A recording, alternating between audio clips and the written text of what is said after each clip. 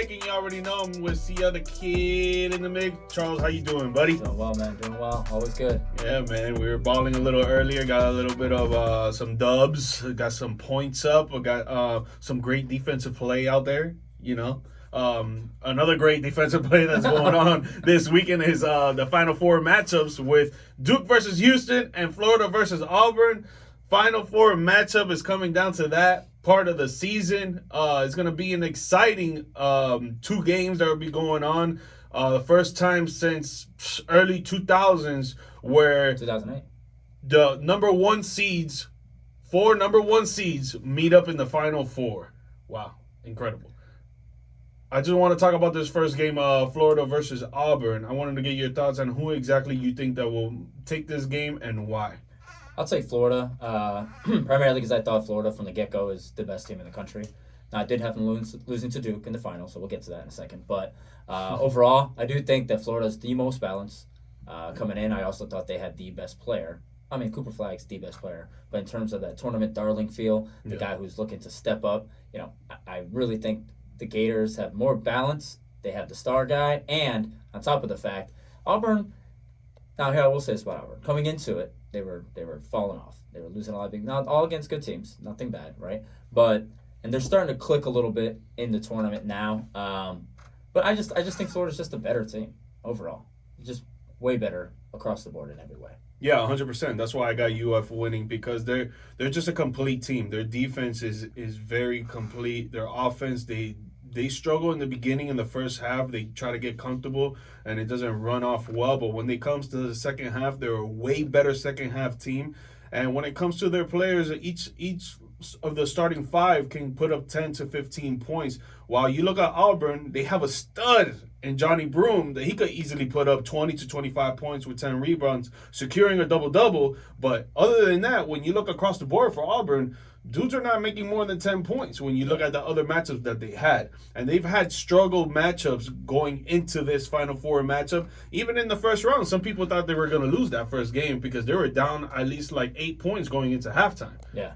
They brought it back. They show that they're a championship team. But when you're going up against 1 versus 5 when it comes to offense, figuratively speaking, it's going to be hard for Auburn to take that. Yeah, Broome's great. He was banged up at the end of that last game, too, though. Had to even come out of the game. Mm-hmm. Yeah, he did get to come back in and stuff like that. So I'm not overly worried about that. But you know how it is with big men and injuries. He is kind of a walking double-double, like you mentioned. Mm-hmm. This guy already had like 15 and 12, like very quick into the first half last game. So I understand all that. I'm good with all that. It's just coming in, I already thought Florida was the better team. Yeah. And just looking at, and I mean, they've had some scares, which is, like we said, we'll get into the final thing, which is why primarily I picked them not to beat Duke in the final, just because they've been a bit of a roller coaster all year long. Take a couple late bailout threes to even put them in a position they're in now. They were down 6 with 2 minutes left, a game ago, 2 games ago. Yep. So they're playing with fire as well. But, at the end of the day, I do think, again, I just think they're the best team in the country. Maybe, 7-game series kind of thing. I think they could beat Duke. But straight up, 1 game, I'm going to take Duke this time. But we'll roll into that because, obviously we have to discuss the other side. Yeah, I mean, you already picked your matchup when it comes to Duke and Houston. But the fans don't know why. Why are you picking Duke over Houston? A balance again.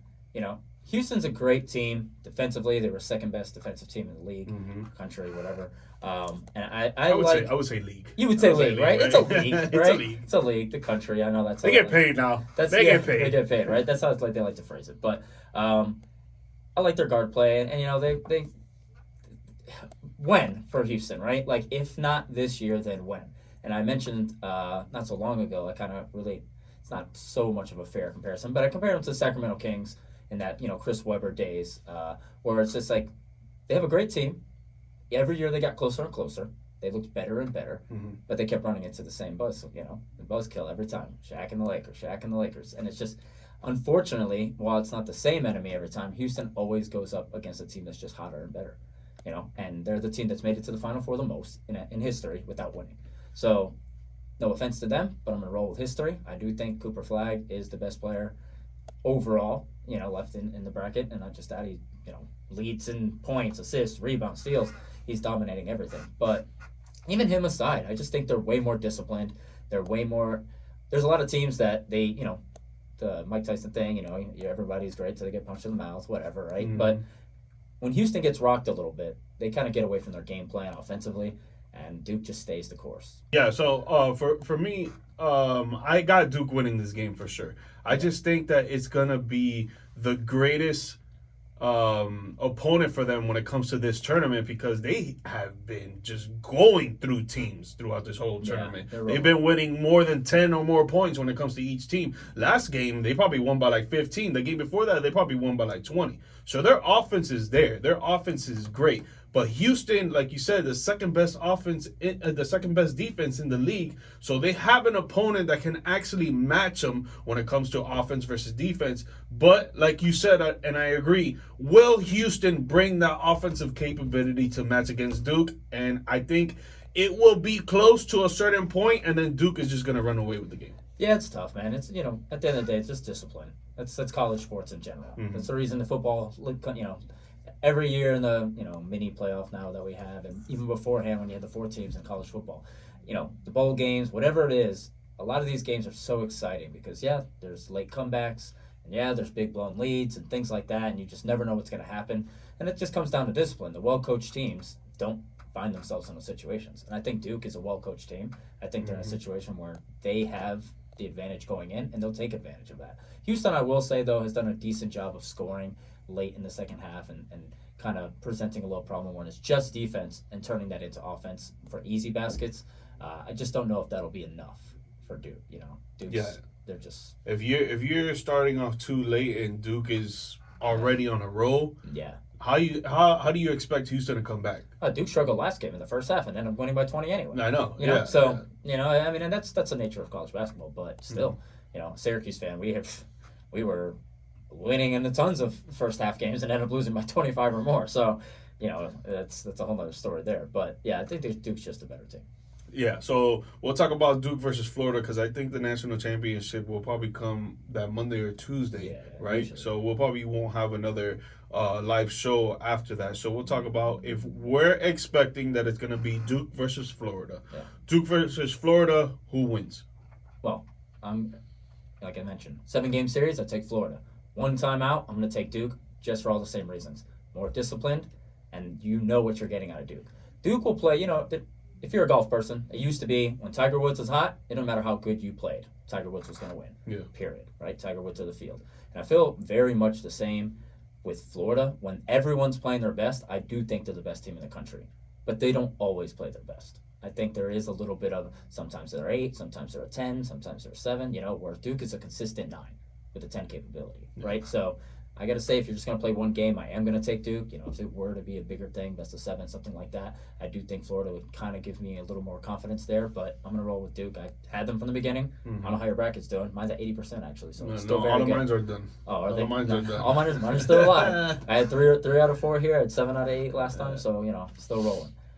I'm gonna go with Duke as well, man. I just feel like they have the superstar athlete and basketball player, Cooper Flagg. They're very well coached. Their head coach is doing amazing stuff out there.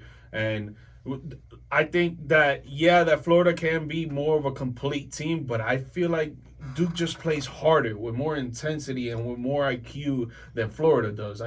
I feel like Florida, they start out slow, like I was saying in the first half, and then the second half, they're a great second half team. They pick it up. But if you're going to do that against a superstar player and a championship team like Duke, it's going to be hard for you to win that game. Yeah, definitely. And you look at even when Duke struggled, or what I should say, Cooper Flagg struggled, right? When he had moments where he was kind of in those one-on-one low post plays throughout the last 2 games, and he struggled to get the shot he wanted. The rest of the team still picked it up anyway. Yeah. It doesn't matter, right? Yes, I do think, the tournament tends to be guard heavy over the course of its history. That's what we always look for. The guards are the tournament darlings. I love Clayton Jr. Like I said, I think he is that guy. Like, if anyone impressed me the most, other than Cooper Flagg, it's obviously Clayton Jr. He's very clutch. Yeah.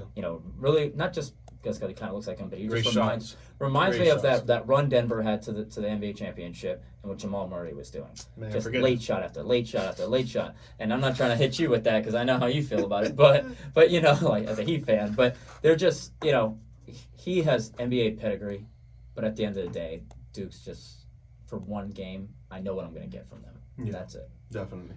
It's going to be an exciting weekend and an exciting national championship game again since 2008.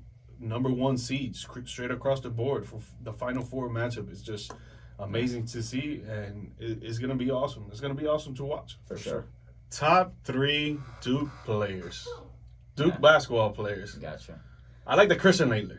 I think that one is spot on. Everybody's least favorite player, right? Yeah. He's, I mean, his least favorite player, but he was doing work. Yeah, and he had the moment. He had the moment to turn the shot. Right? I think for me, JJ Redick. It has to be JJ Redick. Yeah. I mean, if we're going our era, you look at the guys who are super impactful. Zion, JJ, right? But JJ was, he was insane. Tim Tebow, he was like LeBron in Duke, and the fact of the stardom behind it. It was the first college player you saw doing step back threes and things of that nature. He really changed the game, just like kind of like the Steph at Davidson, like eye-catching, really big name. So sure, obviously they went with some of the older guys, Dawkins, Banks, right? Can't really refute those things, and they are primarily mentioning, this is while at Duke. They're not saying what Kyrie did in the NBA or anything like that, or even Jason Tatum. No, right? they're just talking about at Duke. Yeah. If I'm stray away from JJ's got to be in there for me, right? And he's in there. I don't even think there should be an age thing. I think JJ, he's earned that. Yeah. No relative order. I also think Grant Hill, right? Obviously, 100%. Right? 100%. 2 of those championship teams. So Tatum's close for me. Tatum's close. Zion Williamson. He's like. Even Shane Battier. Shane Battier. Carlos Boozer. Right? Yeah. No, so I do have Laettner and Redick and Grant Hill in there as my 3. I mean, at the end of the day, I can care less because I don't like Duke. Duke is. It's all about the U, baby. It's all about the U, baby. Syracuse for me. Duke is one of those teams that's consistent bad guy, right? And that is what it is. But respect where it is. They love it. They're always going to put out great talent. Period. Right? They're never going to have a drought where they just go irrelevant for 5-6 years. Yeah. They're going to be annoying for my kids and their kids and everybody else. Everybody. And I will always cheer against them. But however, they just one of the Boozer twins just committed over there, and he's from Miami, baby. Columbus, baby. Columbus High School, out there balling. I feel so bad for him, but but either way, he puts the boo and Boozer. I mean, definitely booing that man. So, but nonetheless, great school, obviously, great talent. They got the coach, they got the But hey, it is what it is. Yeah, I'll take Hill, Redick, and Laettner. Yeah, as well. Yeah. We're gonna get a quick song in and a commercial break, and when we come back, we're gonna stick with basketball. We're gonna go to the pros.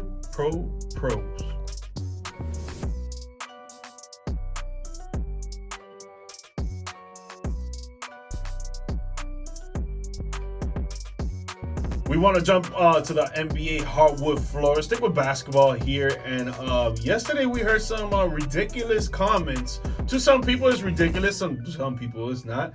But after the Denver Nuggets superstar Nikola Jokic scored a 61-point game with 10 rebounds, 10 assists, recording another triple-double, a 60-point triple-double.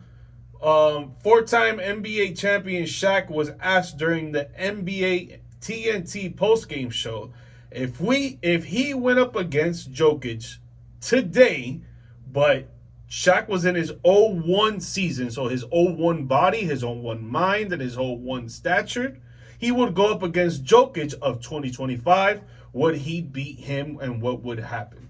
Charles, what do you think would happen out there? So side piece here. Not only did Shaq do the Shaq thing and say he was going to dominate.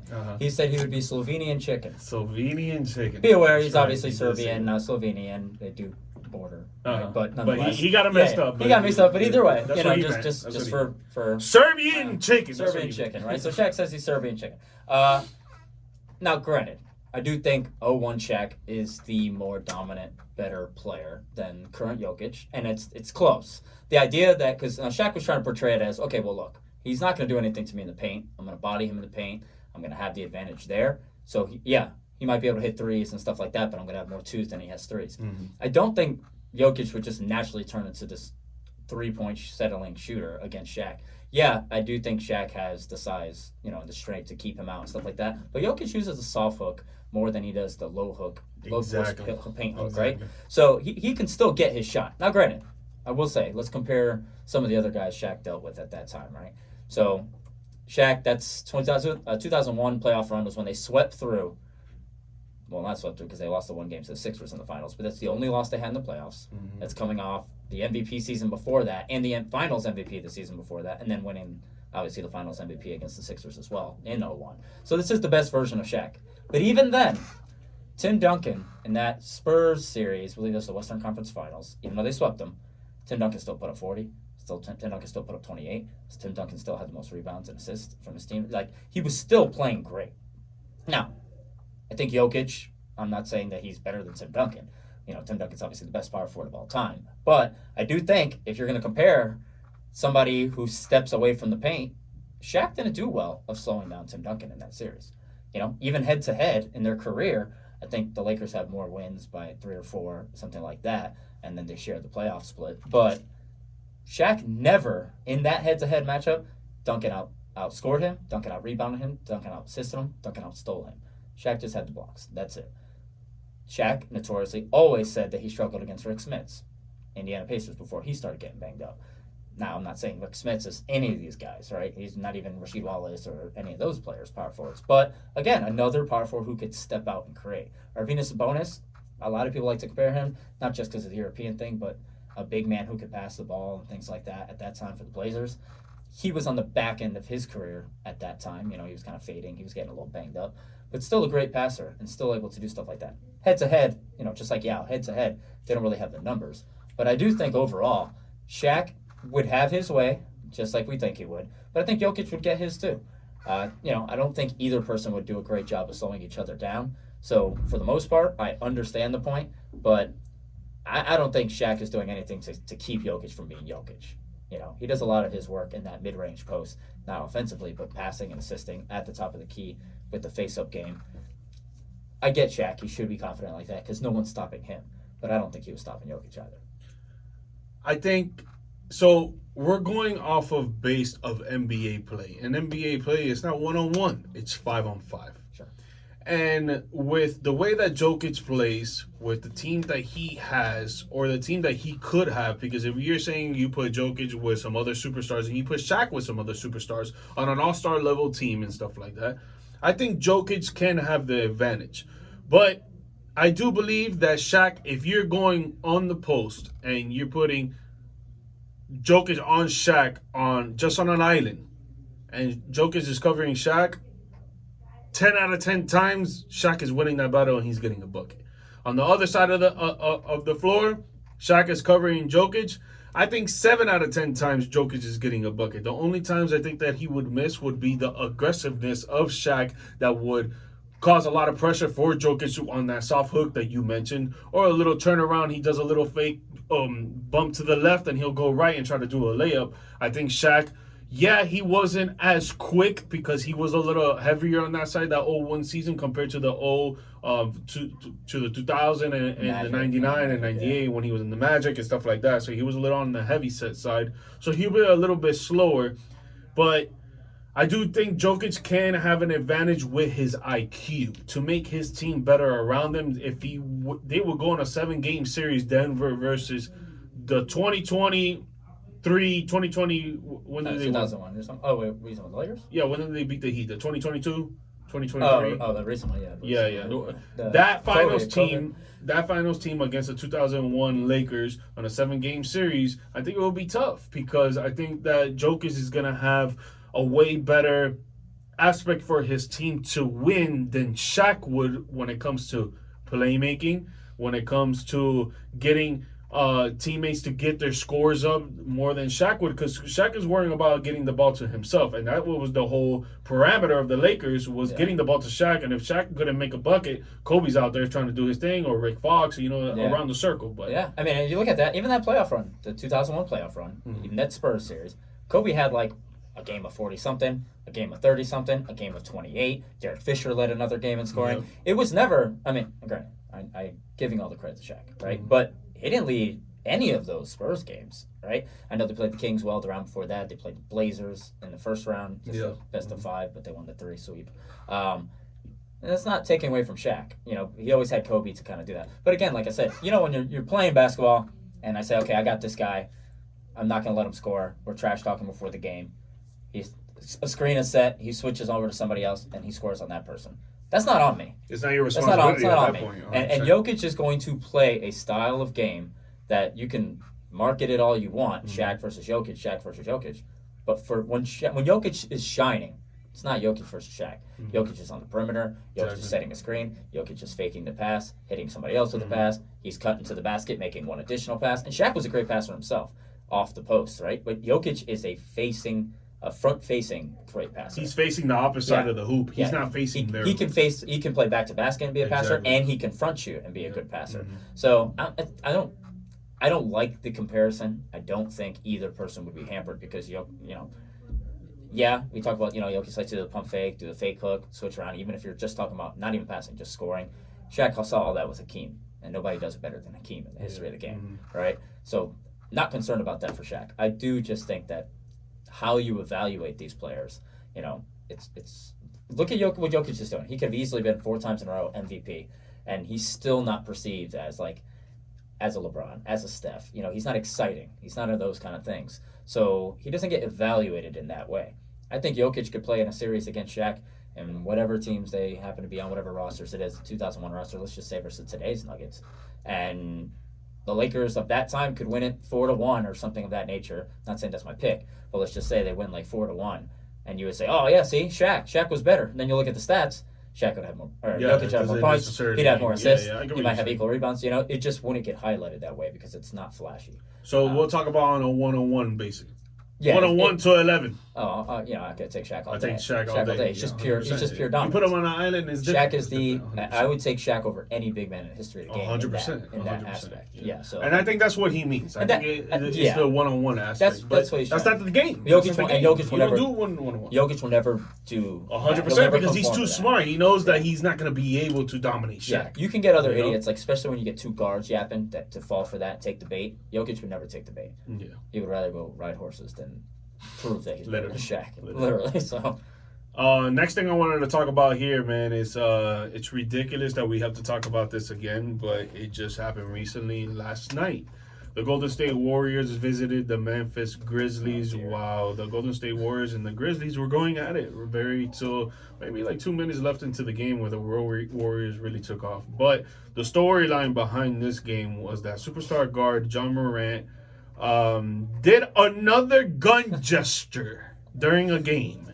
And if you do not know, folks, he was suspended one time for doing a gun gesture during a game for like 25 games, and then he got suspended another time because he was doing it on Instagram Live.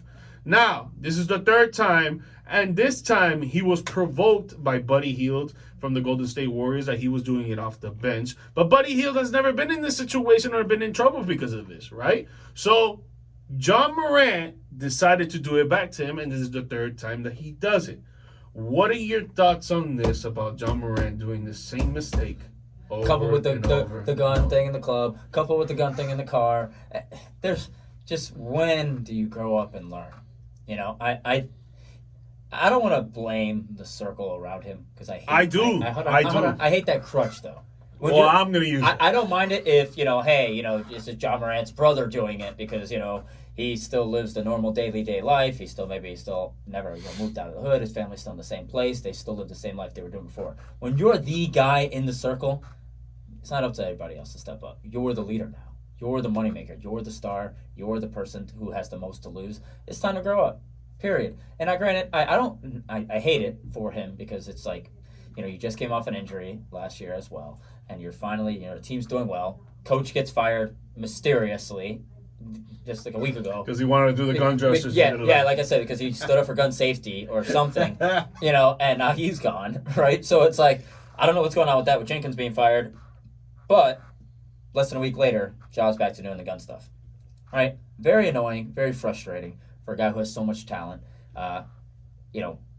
If he was shooting on the court as well as he's trying to shoot off the court, I would be very happy with his game. But he's not, right? He's not developing his three. He's not doing anything like that. He might be taking more threes, but he's not developing his game in that way. He's just not focusing on the right things. I try not to be too hard on this one particular moment because, it's one of those things like, I taught 2nd grade for a little bit. Odd, right? I'm not I don't curse much. I'm not one of those people. But, when you're just yapping and yapping, maybe something slips here and there. When you're teaching in front of a bunch of kids, you can't do it, right? You got to stay focused. It doesn't matter what it is. I could see how something like that could, slip out. He's just getting egged on. He's in the moment. He's always kind of done that and whatever. But when you have 6, 7, 8 other examples of being boneheaded, kind of hard to defend it. It's very sad to me, man. It's very sad. And where I do agree with a bit that you're saying, but I disagree in the fact that it should be a part of his circle, because when it comes to players, or when it comes to athletes that are really trying to make it to a professional level, they need a support system, right? Everybody in that support system has a role, so this person can shine, and everybody in that circle has a specific role, a specific contribution for this player, for this athlete to have success, so everybody in that group can have success. And if you're not playing your role, just like an NBA player that comes off the bench or is playing behind the second superstar, the first superstar of your team, you're not doing your role. You're supposed to be a 3-and-D guy, and you're not playing defense, and you're not hitting three-pointers. There's a problem. And if there is a problem in your circle that someone is not doing their job and telling him, yo, you shouldn't be out there doing this. Yo, you shouldn't be out there doing that. You should be acting better, because if not, you're going to be taking the opportunity that has been placed in front of you, taken away.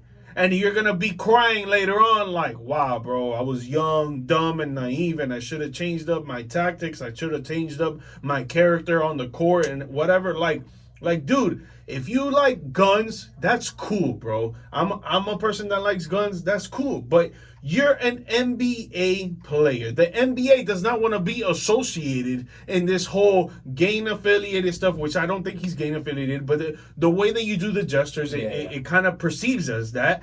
And the NBA doesn't want to be a part of that, bro. You're going to ruin your bread. You're going to ruin your career. And for what? For some childish stuff out there, because you can't control yourself of doing some gun gestures in front of the public on Instagram and TikTok Live, whatever the case may be. Dude, just be behind closed doors. Go to a gun show. Go to a gun range. Go anywhere else that you can practice gun safety and do it there. Leave all that stuff off the court. Yeah, but again, I don't think it's just a love for guns. I think it's just staying true to what you always have been. But right? He hasn't always been that. He hasn't always been that. That's my point. I don't know why he feels he needs to be. But it just like any other. It has to be because of people in his circle. Sure, but just like any other business, right? It doesn't matter if you sell books or coffee tables or whatever the heck it is.